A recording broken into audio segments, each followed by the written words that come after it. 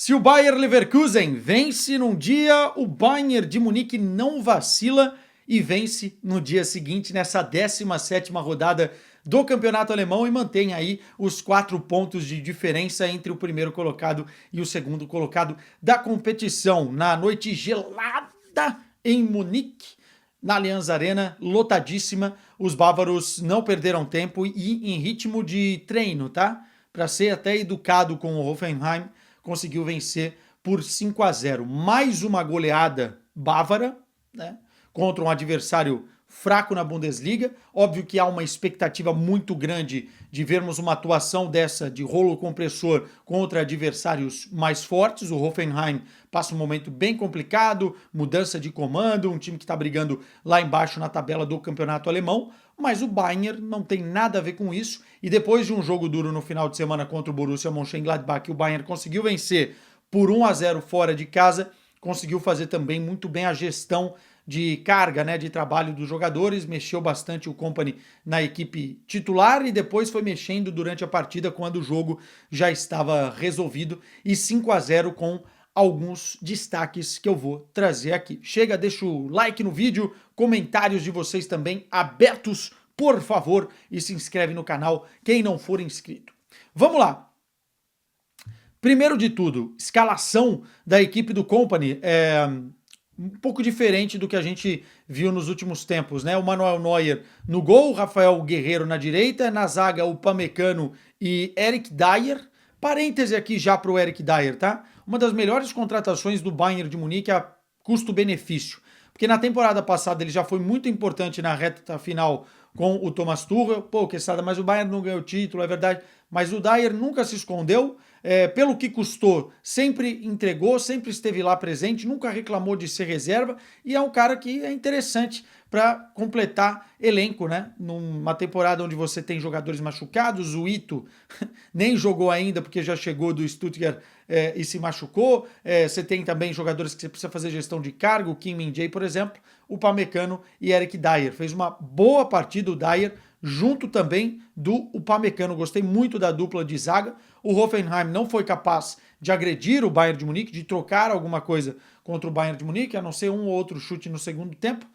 Entretanto, o Upamecano fez muito, muito bem o que ele deveria fazer em todos os jogos, né? A gente critica quando tem que criticar, mas o Dayot Upamecano fez uma bela partida, desarmou, ganhou praticamente todos os duelos aéreos e também no chão, com velocidade conseguiu ganhar a frente dos jogadores de ataque do Hoffenheim quando esses tentavam escapar, e também armou muito bem o jogo, né? No mapa de calor dá para ver que a linha alta do Bayern de Munique atuou com o Upamecano e o Eric Dier no meio-campo, na linha de meio-campo, e conseguiu dar passes disruptivos, quebrando as linhas de marcação ou dando velocidade na inversão de jogo para que o Bayern conseguisse furar o bloqueio do 5-4-1 implementado pelo Hoffenheim. Gostei muito do jogo do Upamecano, tá? Uma taxa de acerto acima dos 90% a nível do passe, né? É um jogador que, por isso, ficou tanto tempo como titular nas mãos do Tuchel, e agora, no que o Kompany quer imprimir de jogo, com linha alta, recuperação pós-perda, é um jogador de confiança do Kompany. Tá? Ele erra bastante e se atrapalha em alguns momentos, já o fez nessa temporada, mas quando a gente tem que elogiar num jogo como esse, que o Bayern de Munique também não teve tanta pressão lá atrás, foi bem o Upamecano, né? O Davies jogando pela esquerda, esse já faz uma boa temporada há algum tempo. No meio-campo, uma dupla que eu acho muito, muito interessante, dependendo do adversário que você vai enfrentar, né? Se você não tem um time que precisa de mais combatividade no meio-campo, jogar com Kimmich e Pavlovic é uma dupla de luxo no processo de construção, né? Muita qualidade no passe vertical, na bola dentro da área, né? No lançamento, na bola longa, enfim, na inversão de jogo. Os dois foram muito bem também. Aí na frente deles, você teve o Olise no banco de reservas, Sané de um lado, Coman do outro, né? Revivendo tempos e tempos do Bayern de Munique, mais centralizado do Thomas Müller nessa linha de 3, e lá na frente o Harry Kane. Lembrando que o Bayern tem vários e vários jogadores no departamento médico, jogadores voltando de resfriado, Musiala, por exemplo, jogadores voltando de lesão. Então o Bayern está tentando fazer essa gestão de carga o melhor possível.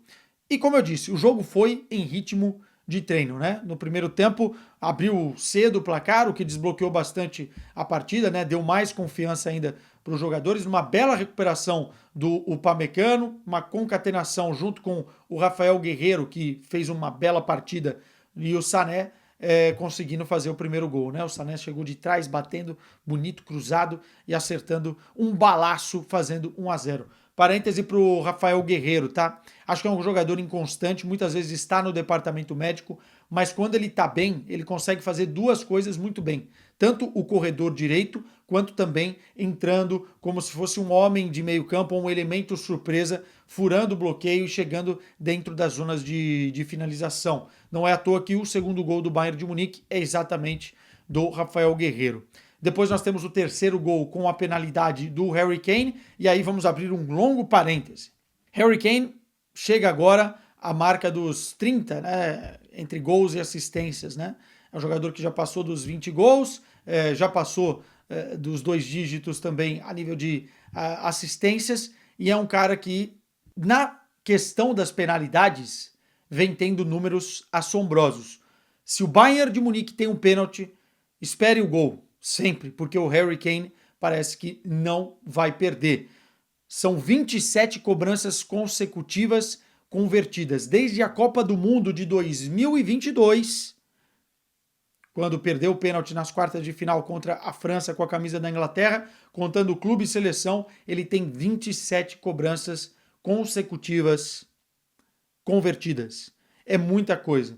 Se a gente pegar o recorte desde que ele chegou no Bayern de Munique, são 18 pênaltis, 18 convertidos. Nessa temporada, 10 gols de pênalti. Tem uma taxa de conversão absurda na carreira, cara. Se a gente pegar os números completos, são 92 pênaltis até aqui, 81 convertidos e apenas 11 perdidos.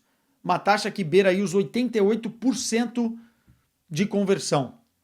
É um especialista, e eu conversei com o Harry Kane na temporada passada, porque ele mudou o jeito de bater, né? A forma com que ele corre para a bola, a forma com que ele dá uma parada antes de acertar o canto, enfim. E ele disse realmente que depois da Copa ele resolveu mudar, se adaptar, e parece que deu muito certo, né? O cara não perde gol de pênalti. E aí muitos vão falar, pô, mas então ele só faz gol de pênalti, ele infla os seus números.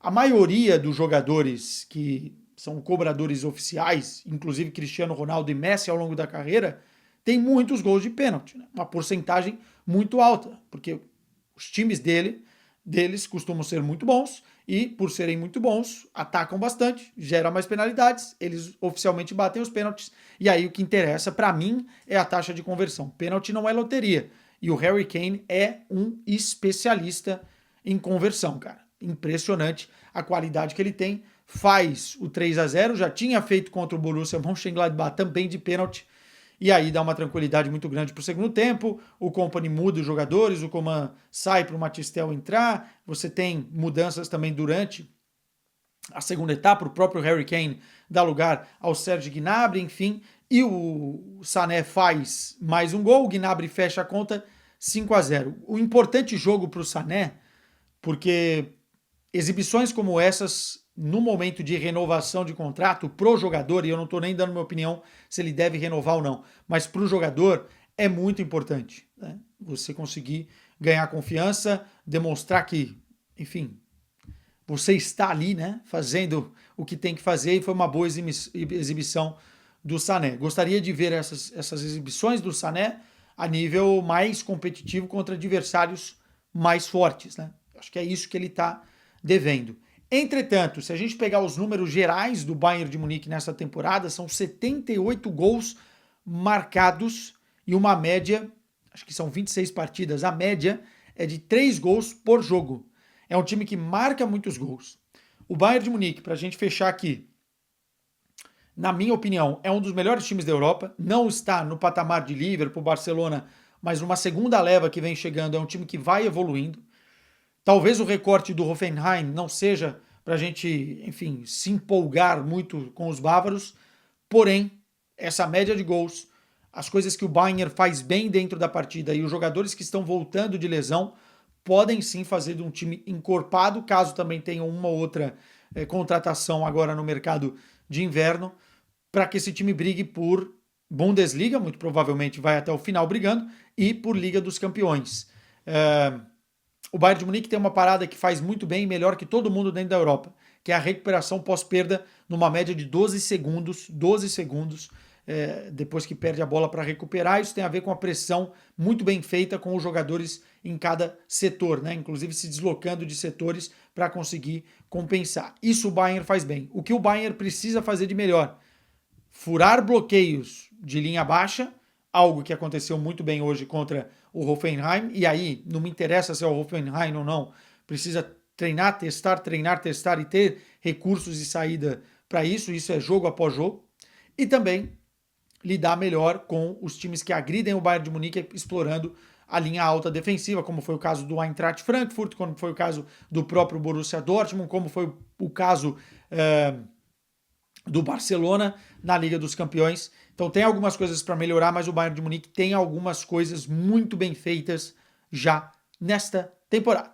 Voltamos em breve para falar mais de Bundesliga. Tchau, meu povo.